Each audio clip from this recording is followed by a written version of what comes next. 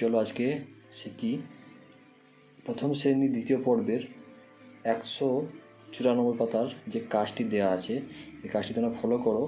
যে এখানে কী লেখা আছে, makes word from the chart and fill the blank. মানে বলতে চেয়েছে তোমরা ওপরে চার্ট থেকে শব্দ নিয়ে এই শূন্যস্থানটিকে পূরণ করো।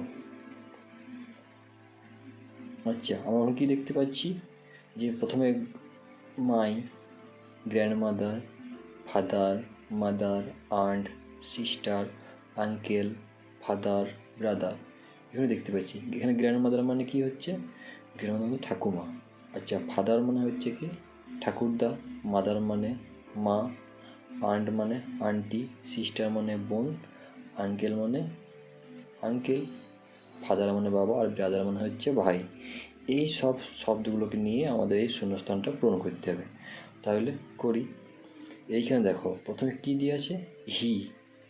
আচ্ছা, হি ইজ মাই FA ... দিয়ে আছে। এই যে এখানে দেখতে পাচ্ছি, এইখানে আমাদের শূন্যস্থানের অক্ষরগুলো বসিয়ে এই শূন্যস্থানটাকে পূরণ করতে হবে। তাহলে হি, যেহেতু এখানে হি আছে তাই হি আমরা জানি বিশেষ করে ছেলেদের ক্ষেত্রে হি ব্যবহার হয়।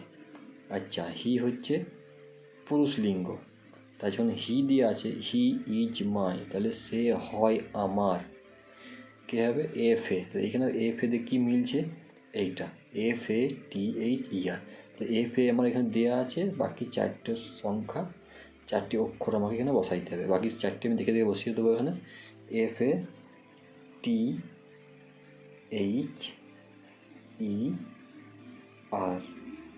ফাদার হয়ে গেল। পরেরটা আছে কি, CSHE।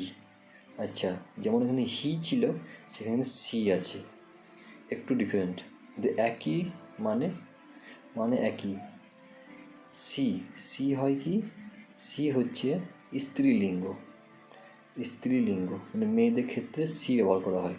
যেহেতু সি আছে তাই she is my grandmother. আচ্ছা, এখানে এম দিয়ে কি ম্যাচ হচ্ছে, এখানে এম দিয়ে এই যে গ্র্যান্ড আছে, তো এই যে গ্র্যান্ড। আচ্ছা, পরবর্তী MOTHER, যেহেতু একটা এম দেওয়া আছে তো বাকি 5টা অক্ষর আমরা বসাইতে হবে। এখানে MOTHER, এটা হচ্ছে মাদার। তাহলে she is my grandmother, সে হয় আমার, মাই মানে আমার, গ্র্যান্ড মাদার মানে হচ্ছে ঠাকুমা।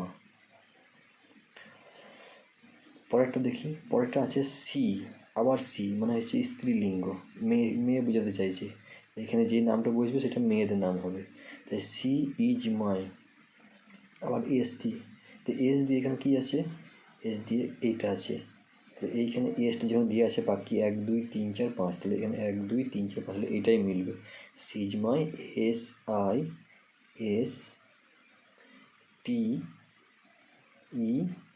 SISTER, sister, she is my sister, সে হয় আমার বোন, সিস্টার মানে হচ্ছে বোন। আচ্ছা, হি ইজ মাই। আচ্ছা, আবার হি চলে এলো, সি বাদ গেলে আবার হি এলো।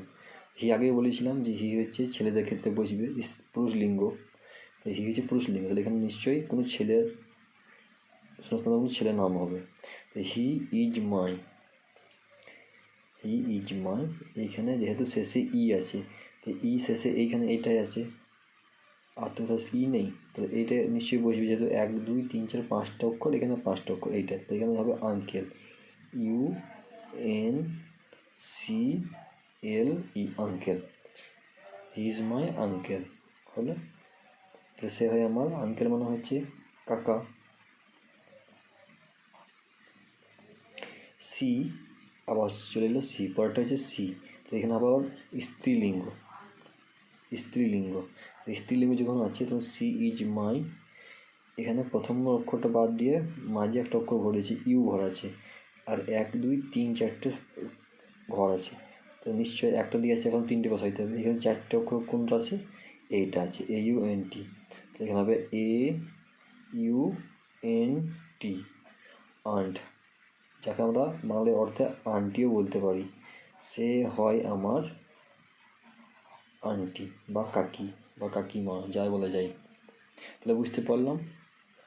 তোমরা এমনিভাবে এখান থেকে তুলে তুলে বসাবে আর লিখে দিবে পরপর।